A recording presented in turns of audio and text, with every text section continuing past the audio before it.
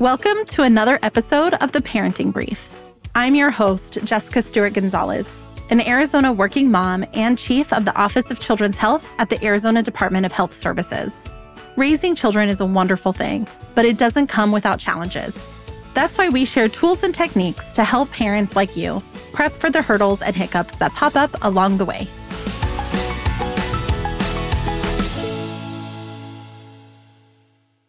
Thank you for joining me on this episode of The Parenting Brief. Some of the challenges of having a little one can start before they're even born, during pregnancy. Most pregnant people can expect to feel some discomfort, but it's important to know the difference between what's normal and a more serious complication. Today, we're talking about gestational diabetes, which can develop when someone is pregnant. Our guest today walks us through how this condition can develop, what it means for pregnant people, and more. All of that is up next.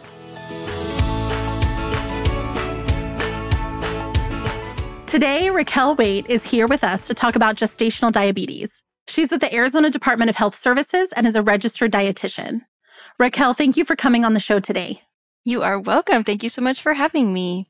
So let's start off by just talking about what is gestational diabetes and why does it occur? Alrighty, that's a great first place to start off. So first of all, I did want to say that there are a couple different ways that diabetes can develop. So if what we're talking about doesn't sound like you or someone you know, you might have a different type of diabetes. The simple definition of gestational diabetes is when there is too much sugar in someone's blood during pregnancy. And to understand how that happens, you kind of have to talk a little bit about how your body works first. So anytime you eat foods that contain carbohydrates, your intestines will actually break those down into the smallest possible pieces of sugar, which are called molecules, and then they get absorbed into your bloodstream and sent out for your cells to pick up and use as energy. You have a hormone that's called insulin, and that will tell the cells in your body to pick up the sugar and use it as energy.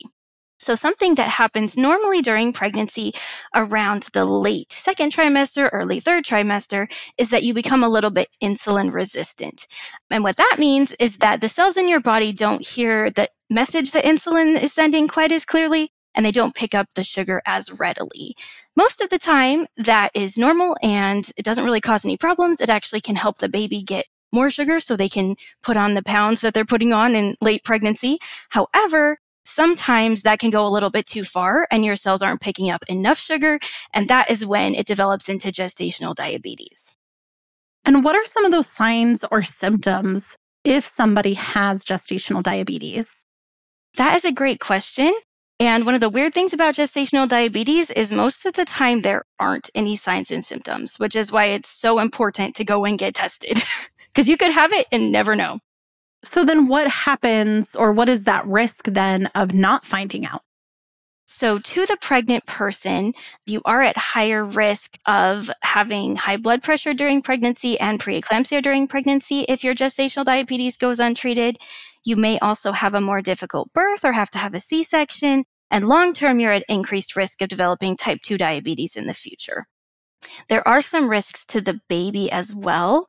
And those could include the baby being born too large because they're picking up all that extra sugar that you're not absorbing. They might be born preterm. They might have low blood sugar at birth because they're used to being pumped with sugar and suddenly it's gone. They might have difficulty breathing at birth. And they might also develop diabetes in the future. And unfortunately, having untreated gestational diabetes also increases your risk of stillbirth. And how does one find out? Since there's no real signs or symptoms, but there are all of these risks, how does somebody find out if they do have gestational diabetes? It's really important to go to a healthcare provider during your pregnancy as soon as you know you're pregnant, because then they can get you tested. So most of the time, women are tested around weeks 24 to 28 in pregnancy because that's when gestational diabetes typically develops. However, if your healthcare provider feels that you're at an increased risk of developing diabetes, they might test you a little bit earlier, just because usually the earlier you catch it, the better. Okay, so what then does, if somebody is tested, they find that they have gestational diabetes, is there anything that can prevent that? So the answer to that one is kind of. Since gestational diabetes, how it develops is so complicated, experts don't completely understand why some people get it and why some don't. However, there are some things you can do to decrease your risk of getting it. And that's basically just having an overall healthy lifestyle before pregnancy, during pregnancy, and after pregnancy. So having a really well-balanced diet, plenty of fruits and vegetables, healthy fats, lean proteins, whole grains, all that good stuff for your body to absorb and have healthy nutrients. And then also having a pattern of regular movement and regular exercise is really important because that's something that can really help with prevention. And it's just really good to get your body moving and make sure your blood isn't stagnant. And you can do whatever kind of exercise you enjoy as long as you're doing it pretty often and regularly. So those things just help prevent it, but it doesn't necessarily mean that even in doing all of those things, it is still important to be tested because it could still happen. Yes, that's correct. So those things will decrease your risk, but they aren't going to stop it from happening completely in some cases, unfortunately. So while it's named gestational diabetes, how long does this condition really last? Does it go after pregnancy or does it suddenly immediately go away after baby is born? Typically, for most people, gestational diabetes does go away as your body goes back to a non-pregnant state. I think that's a little bit different for a lot of people, but usually they'll test you 6 to 8 weeks after the baby is born to see if you still have it. For most people, it does go away, but for some people, it doesn't. And then it's classified usually as type 2 diabetes instead of gestational diabetes because it's diabetes that's continuing after pregnancy.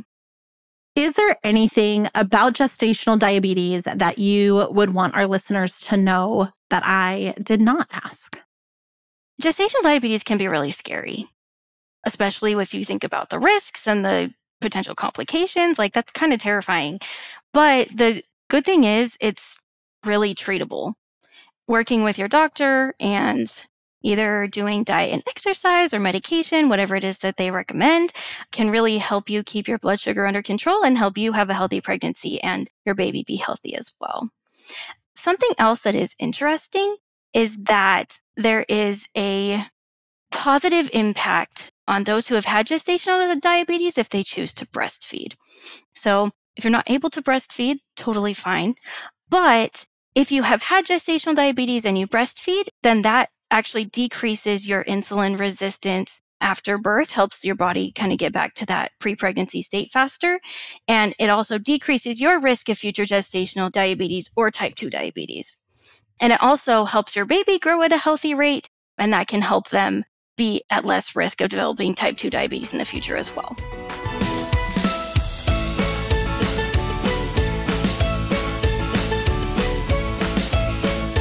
If you're interested in finding out more about gestational diabetes and what pregnant people need to know about it, take a look at the resources in the show notes.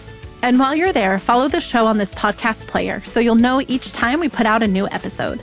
Also, if there's anyone in your life who is pregnant or planning to become pregnant, please send this episode to them so that we can keep the conversation going. Until next time, this is Jessica. You've got this.